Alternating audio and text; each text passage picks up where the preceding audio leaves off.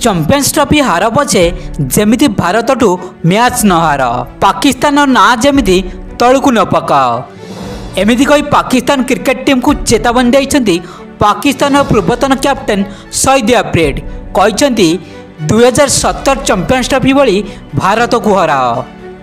सूचना अनुसार आज लाहौर क्रिकेट स्टेडियम रे चैंपियंस ट्रॉफी प्रथम मैच पाकिस्तान और न्यूजीलैंड मध्य खेला जिवो। ट्राई सीरीज रे न्यूजीलैंड पाकिस्तान को दुई थर हराई फॉर्म रे थिला बेले पाकिस्तान किंतु न्यूजीलैंड आगे सहज हार मानिब नहीं। अन्यपक्षे पाकिस्तान पूर्वतन अधिनायक शहीद अफ्रीदी पाकिस्तान को गुरु मंत्रणा दे कहते बहुत दिन पर पाकिस्तान को एक आईसीसी इवेंट मिली ताकू जमी पाकिस्तान हाथ छड़ा न करू। एबे आम दलर समस्त प्लेयर माने बहुत भल फॉर्म रे अछंती खाली मैच रे परफॉर्मेंस करवा दरकार।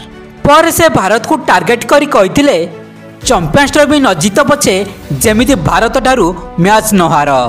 दुबई रे भारत को हराई सारा विश्व को देखाई दिए जे पाकिस्तान रो क्रिकेट टीम केउं स्तर रे रही।